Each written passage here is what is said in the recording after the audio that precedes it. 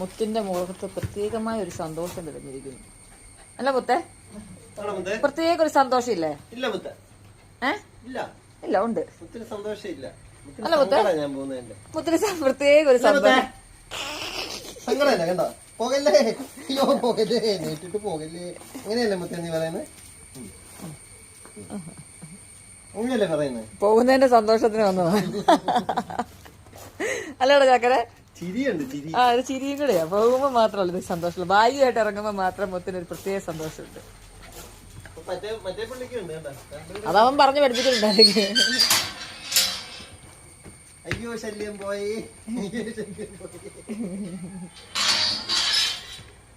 തെറിയത്.